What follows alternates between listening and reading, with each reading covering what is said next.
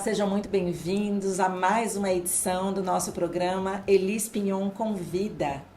Hoje nós estamos com o encerramento dessa edição especial Mãe Singular, que ao longo agora do mês de abril nós trouxemos algumas convidadas muito especiais para falarem sobre a singularidade de ser mãe em cada núcleo familiar em que elas fazem parte. E hoje nós temos uma convidada não menos especial, Maria Ângela Totilovski, psicóloga, psicanalista, mãe de 2 adultos, eu diria, né? 2 jovens adultos, o Henrique, advogado, o Bernardo, artista plástico. Tudo bem, Maria? Seja muito bem-vinda à nossa casa. É um prazer enorme receber você aqui, dividir com os nossos internautas, nossos telespectadores, um pouquinho da minha história de singularidade enquanto mãe e um pouquinho da sua história também, mãe de 2 igualmente, não é mesmo? Um prazer enorme estar aqui. Agradeço por esse convite, principalmente para falar de um tema tão importante, né? Sobre a maternidade de 2, na verdade. De 2, na verdade, que eu digo de 2, de 1 e de 1, né? Porque a maternidade únicos, ela é né? sempre, exato, ela é sempre singular. Ela é para cada um, ela é um com um ali, né? E eu me recordo que quando a gente começou a trabalhar esse tema, no início do mês, que a gente estava ali na discussão de pauta, né, na nossa equipe, e a gente dizia, vamos falar sobre as singularidades, né, vamos falar sobre mães singulares, e depois a gente chegou e disse, não, é sobre a mãe singular. Cada uma de nós tem uma singularidade, né, e eu não acho que seja diferente com você, né. A Maria Ângela, ela é mãe, como eu falei, de 2 jovens. O Henrique, que já mora em São Paulo, já nos deixou, já está numa outra, alçando novos voos, não é mesmo? E o Bernardo Totilovski, tem um trava-língua aqui, né? Depois você ajuda a gente aí a pronunciar. Pronto. Perfeito. E o Bernardo, que nos deu a honra de trazer suas obras de arte, suas pinturas lindíssimas, aqui para a nossa Empório Experience, numa exposição lindíssima, que inclusive faz aqui todo um painel, toda uma ambientação desse espaço que nós montamos para essa edição especial. O Bernardo, eu poderia dizer que é um menino, uma criança ou um jovem talentoso expoente aí das artes. Bernardo nasceu há 24 anos, né, com o espectro autista, e ele, com essa singularidade dele, também, com certeza, ensinou você, Maria, em muitas frontes, em muitas frentes aí. Fala um pouquinho dessa singularidade entre o Henrique, o Bernardo. Conta um pouquinho pra gente. Então, como cada filho, né, abre caminhos pra gente, ensina, né? A gente só passa a ser mãe na medida em que nasce um filho, né? Ou nasce, ou a gente adota, quando chega uma criança, né? Então, como qualquer filho, vão abrindo o caminho e vão mostrando como é possível ser mãe, né? Exercer essa função da maternidade. E com o Bernardo, ele abriu caminhos assim muito diferentes, né? É sempre diferente, mas com o Bernardo é mais diferente, porque tem uma linguagem diferente, porque tem um jeito que se destaca, peculiar, do que a gente costuma ver, do que os professores costumam ver na escola quando exerce a sua função, de quando uma mãe está ali diante de modos de se organizar e uma condição diferente. E um modo de dizer também diferente, com códigos às vezes até diferentes, da nossa língua, da nossa linguagem comum, né?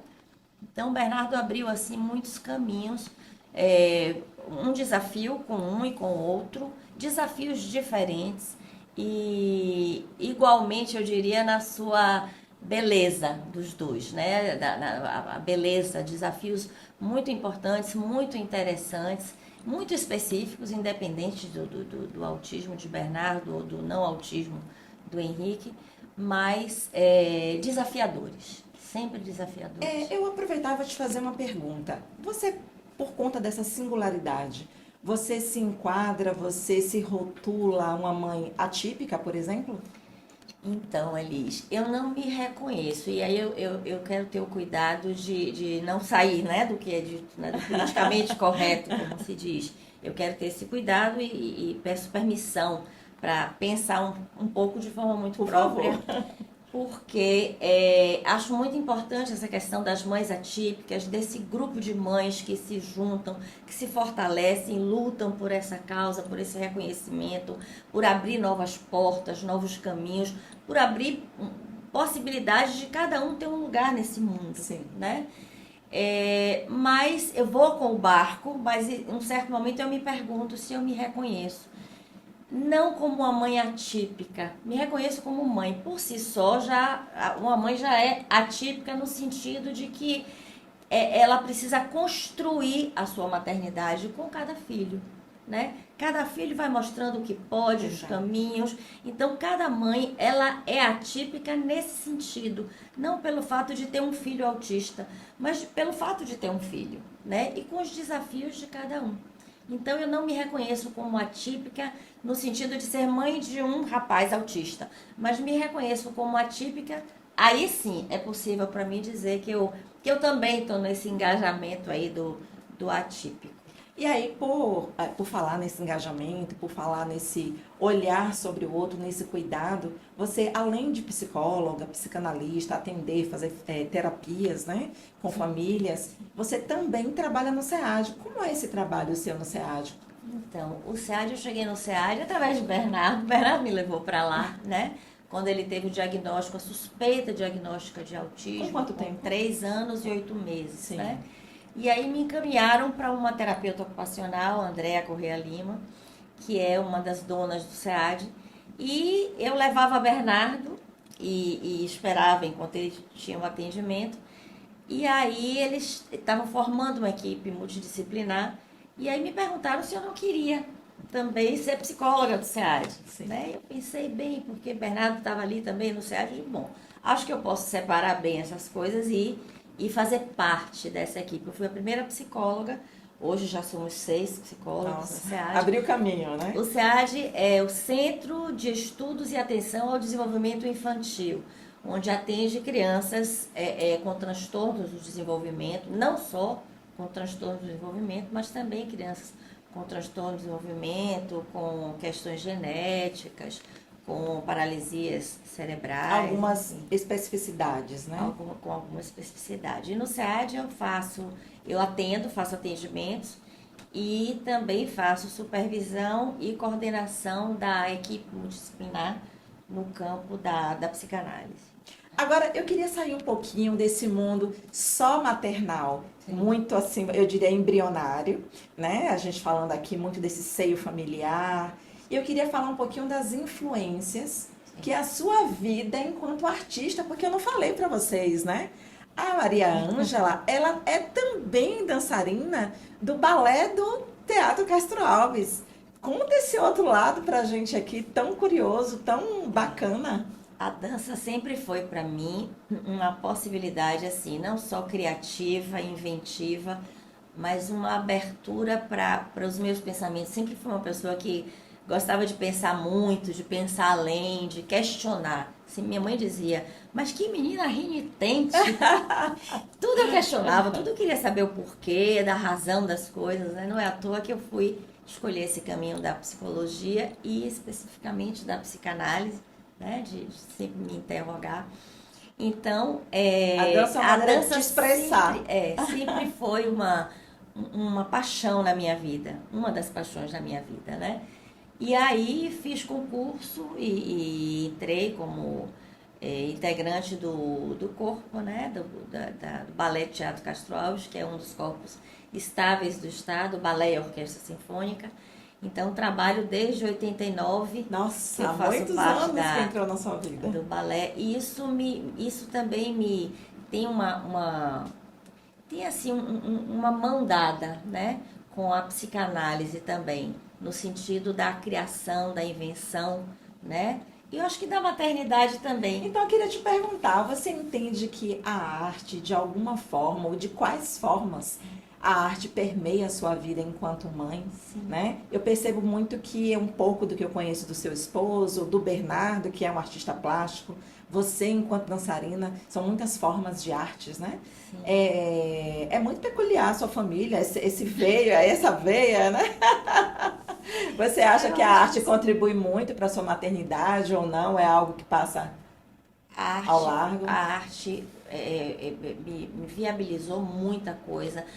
O pensamento artístico, o exercício, a prática artística viabilizou muito essa possibilidade de estar sempre encontrando caminhos, porque eu acho que o exercício da maternidade, ela é uma invenção. Sim. É no aqui e agora, quando você vai lidar com uma pergunta do seu filho ou com um embate. Um improviso, inclusive, né? Improviso, exatamente. Então, a arte, ela faz com que você pense em outras possibilidades que estão fora dessa nossa lógica. Se isso, então aquilo. De enquadrar, de estar sempre enquadrando as coisas, que é importante o senso comum, o bom senso, mas é importante também que você faça seus furos nessa linguagem tão cartesiana, nesse então, modo tão cartesiano. Dê espaço para a criatividade, né? Para a criatividade e para a invenção mesmo.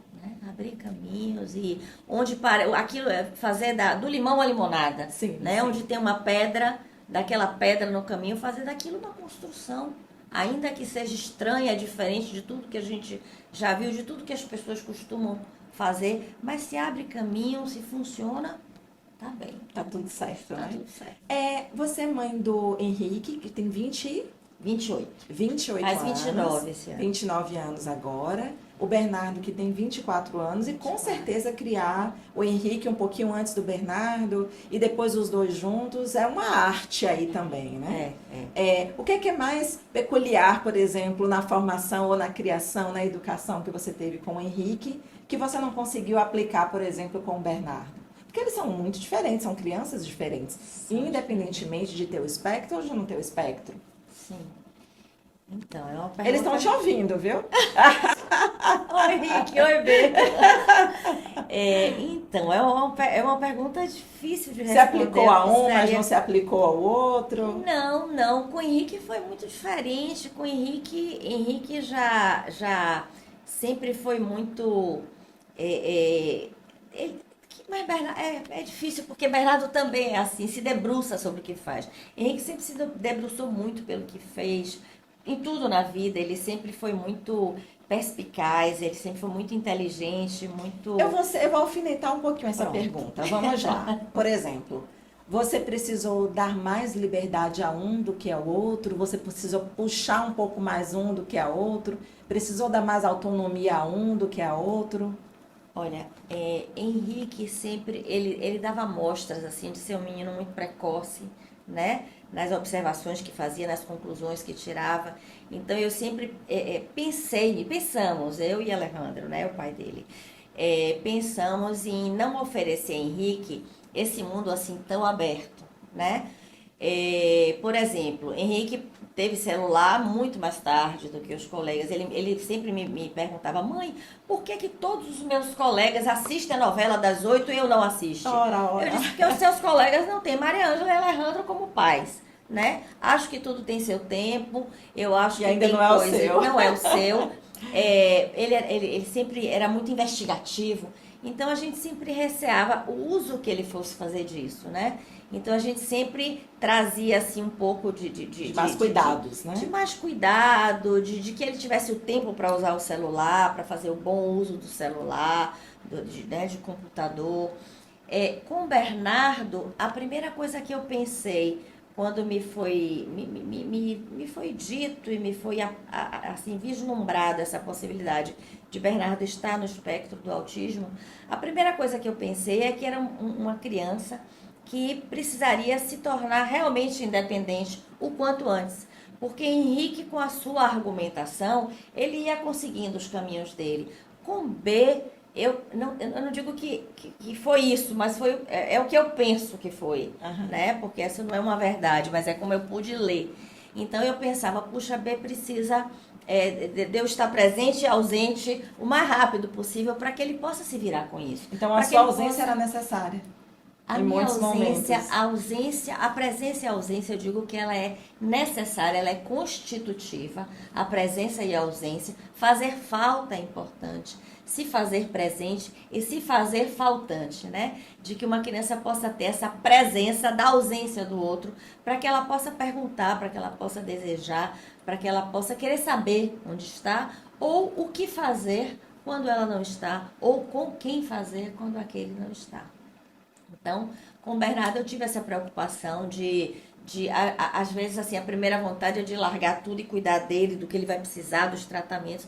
Mas depois eu me acalmei e pensei, eu disse, não, eu acho que ele precisa que eu esteja presente, que eu cuide de tudo isso, que nós, familiares, cuidemos disso, mas que eu também possa oferecer as possibilidades para que ele se organize, para que ele se vire também sem mim. E cria essa autonomia, E essa criar essa autonomia. independência, Ele é né? muito independente. E você entende que isso influenciou muito, por exemplo, Bernardo, para quem ainda não se atentou, Bernardo é o grande artista plástico, pintor, que está aqui inclusive em nossa casa com muitas obras, são 20 obras de arte pintadas pelo Bernardo. Você entende que essa liberdade que você deu ao Bernardo contribuiu muito para que esse olhar artístico dele também pudesse se desenvolver de uma maneira mais leve? Eu acredito que sim, Elise. Eu acho que uma via de mão dupla.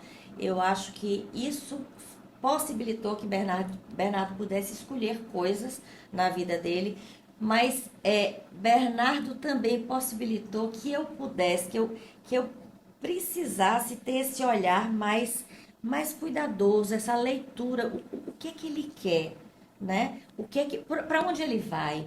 O que é que ele está me dizendo quando ele pega esses desenhos? As pessoas vinham lá em casa, a gente é uma família que gosta muito de farra, gosta muito de tomar um vinho, bater papo. Meu marido cozinha muito gostoso, por sinal. Cozinha, toca, canta. Faz um Família monte de artistas, coisa. muitos talentos. Faz um monte de coisa. Então, isso viabilizou muito também, né, que Bernardo tivesse muita presença de Expandisse, pessoas, de né? amigos, de familiares e de amigos em casa. E quando essas pessoas saíam, ele ficava muito triste. Mas ele não ficava triste assim, ai, cadê todo mundo? Ele ia pro papel e desenhava a pessoa e escrevia. Ele aprendeu a escrever muito cedo. Ele se alfabetizou muito rápido. Então ele escrevia assim, fulano e ciclano, porque eu sinto muita falta deles. Ai, que amor. Foi aí que a gente foi entendendo que através dos desenhos ele expressava a tristeza dele, a falta que faziam essas pessoas na casa dele, né? Na vida dele. Um detalhe assim, a gente, por exemplo, eu vou falar de mim mesma, né? Eu tenho algumas dificuldades de até me aproximar para oferecer uma ajuda, para oferecer, às vezes, a ajuda que eu digo é no sentido até de uma escuta ativa, né? De me colocar no lugar do outro, e aí eu tô falando me colocar, às vezes, até no lugar de uma mãe que tem uma necessidade ali de ser escutada ou de ser apoiada de alguma forma. Como é que a gente pode? Qual é a dica que você dá para mim, para quem estiver aqui nos ouvindo? Como que a gente pode atender ou se aproximar ou de alguma forma ser contributivo, né? Ser empático a uma família ou a uma mãe que tem um filho, por exemplo, com um espectro autista? Ou até com outras questões, porque você na condição de psicóloga, psicanalista, terapeuta, tem muitos desses casos no seu consultório, não é mesmo, Maria? Sim, Alice. Como é que a gente exerce essa empatia? Então, eu acho que a primeira coisa é esperar, escutar, observar, ouvir, ainda que eu não seja uma escuta de uma criança que está falando na nossa língua, com os códigos da nossa língua portuguesa, né?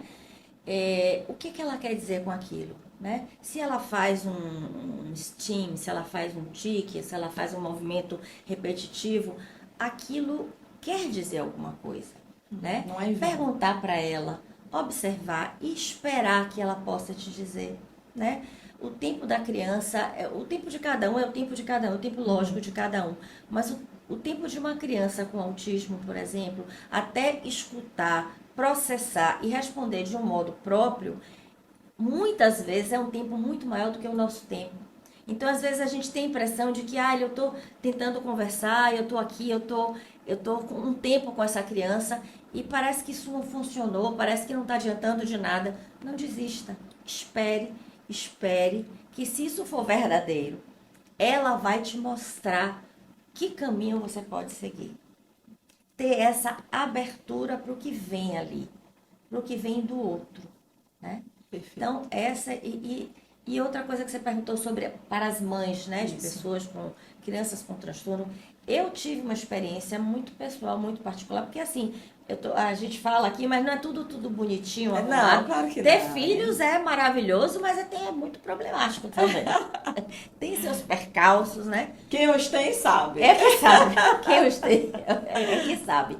E, então, isso é uma coisa que eu tive nessa experiência. Eu tive que lutar, eu já tinha tido até alta de análise. Quando Bernardo nasceu, eu voltei a fazer análise, voltei para a minha análise e encontrei um profissional, mas que me disse, calma, tem jeito. Porque eu me sentia assim, impedida. O que eu faço com isso? Como é que vai ser Bernardo na escola? Eu entrei nessa O que é que eu vou angústia. fazer da minha vida também, O que é que eu vou fazer da minha vida? O que eu vou fazer com ele na escola, em escolas onde as crianças fazem aquilo daquele jeito, onde se espera que as crianças façam mais ou menos daquele jeito. E aí ela me disse, calma, tem jeito, não fique na angústia, não fique sem saída. Procure uma saída que você vai encontrar. Então, isso é o que eu penso quando vejo, muitas vezes, uma mãe, às vezes no desespero, uma família em desespero, e às vezes, mas só quem sabe, só quem passa por isso é que sabe o que é. Um outro que não sabe o que eu passei como mãe, como pessoa, estou ali como psicóloga, como psicanalista, mas tem uma vida particular, né?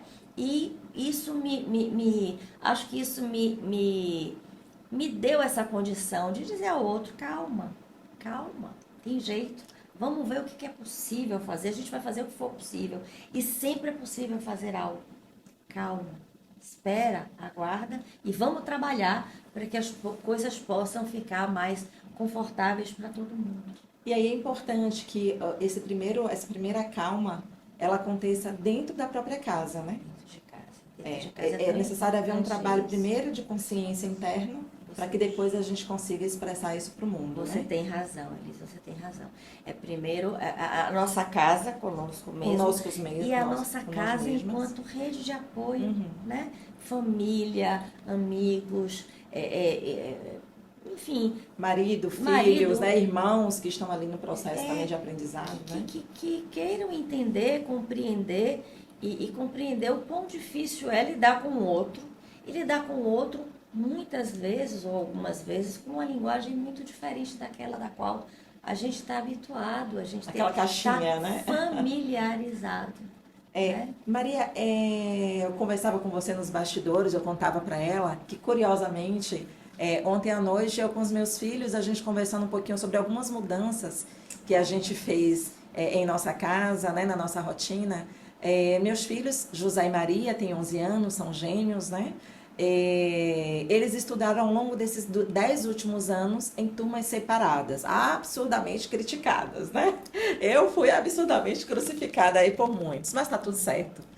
E do ano passado para cá, eu fiz a opção, né, por um pedido muito, muito particular deles, de uni-los novamente numa turma. Novamente não, pela primeira vez, na verdade, né? E eles são melhores amigos, se adoram, se ajudam, são a verdadeira rede de apoio ali entre eles. E aí, do ano passado para cá, eu tirei, né? Eu excluí da rotina deles a assistência que eles tinham com uma professora amada, queridíssima, melhores amigas, assim nós somos. E todo mundo disse, você vai tirar a professora exatamente nesse período que eles estão entrando no ginásio, né, no ensino fundamental 2. Eu falei, é exatamente essa ruptura que é necessária, né? São esses cortes que a gente precisa fazer para que eles amadureçam, para que eles cresçam, para que eles tenham autonomia. Eu penso que tem um pouco a ver com isso que você traz, né? De você ter dado mais autonomia para o Bernardo, puxado um pouco mais o Henrique de uma forma ou de outra, e a gente vai percebendo, primeiro que não tem receita de bolo, né? E a gente vai percebendo dentro do nosso lar, na nossa singularidade, né? Enquanto mãe, inclusive aprendiz, o que é melhor para cada um dos nossos filhos. E aí eles diziam para mim ontem à noite nesse café: mãe, tá tudo bem, fique bem, nós estamos bem porque a gente se encontrou e a gente se ajuda mutuamente. Então, a Pronádia querida que estiver nos ouvindo agora, até me emociono de falar dela porque foi uma mãe para os meus filhos durante. Ai, desculpa. Nem desculpa do quê? Durante um período, né, que eu estive mais ausente. E eu entendi que era necessário um momento de ruptura para que eles avançassem um próximo passo, né, um novo sinal, novos desafios na vida deles. E assim está sendo. Ela faz muita falta. E aí eu perguntei para eles: vocês sentem muito falta da Pronádia? Aí eles dizem: a gente sente muito falta Que dela, bom que ela mãe. faz falta. Mas a gente também tá se virando. Então a gente agora quer ver Pronádia só pra gente brincar, né? Então é uma delícia. Essas rupturas, elas são importantes. Elas são, quando elas são genuínas, né? Quando elas têm um propósito, não apenas cortar por cortar, né? Não dar o celular por não dar. Tem um propósito, tem um quê. Eu queria te agradecer imensamente a sua presença aqui e aproveitar para falar para você que está em casa, que ainda não veio visitar as obras do Bernardo Totilowski. Estão aqui disponíveis em nossa Empire Experience, na nossa Casa Verde, aqui na Federação. Na nossa linda Casa Verde. Ao longo do mês de abril, aí nós tivemos o privilégio de ter muitas pessoas aqui visitando as obras, conhecendo o trabalho do Bernardo. Para quem ainda não conhece o Bernardo, eu também vou deixar aqui o @ dele. Nem vou me atrever a falar, porque, né? Você pode falar, Maria Ângela, como é que é o @ do Bernardo? @Bernardo Ribeiro Totilowski. Pronto. Para quem não registrou, vai ficar aqui o @ no feed, com certeza. E vocês vão ter a oportunidade de conhecer tanto virtualmente, mas fica o nosso convite para virem conhecer aqui pessoalmente. Obrigada por sua companhia, obrigada a todas as mães que estiveram conosco aqui durante esse mês de abril, falando sobre essa maternidade real, sobre essa singularidade de ser mãe, de ser única, e que contribuíram aqui para o nosso episódio, para os nossos episódios, para a nossa edição especial Mãe Singular. Até breve.